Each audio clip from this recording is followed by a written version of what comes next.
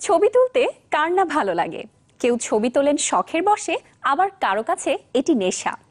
এমনই দেশি বিদেশি 89 জন শৌখিন ফটোগ্রাফারের তোলা ছবি নিয়ে প্রদর্শনী PIHM ফটো এক্সিবিশন। এর আয়োজক ফেসবুক ভিত্তিক সংগঠন ফটোগ্রাফি ইজ মাই হবি।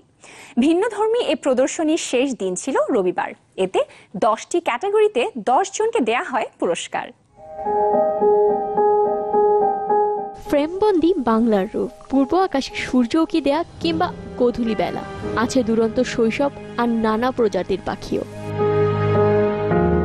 রাজধানীর দৃক গ্যালারিতে 89 জন শৌখিন ফটোগ্রাফারের ছবি নিয়ে আয়োজন করা হয় 3 দিনের প্রদর্শনী, যেখানে উঠে এসেছে বাংলার প্রকৃতি, পোকামাকড় থেকে শুরু করে সাধারণ মানুষের জীবনযাপন।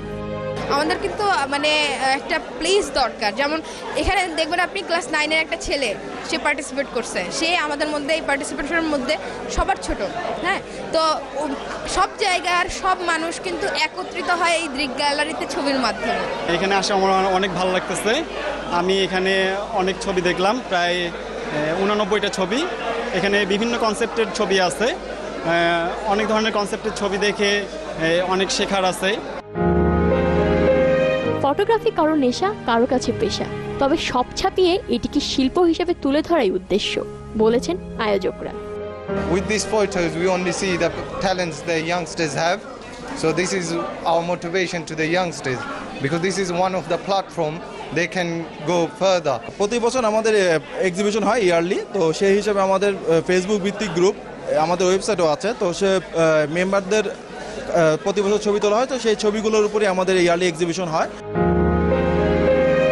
ফেসবুক ভিত্তিক সংগঠন ফটোগ্রাফি ইজ মাই হবি আয়োজন করে এই প্রদর্শনী, যা শুরু হয় শুক্রবার। প্রদর্শনীর শেষ দিনে সেরা 10 ফটোগ্রাফারের হাতে তুলে দেওয়া হয় পুরস্কার।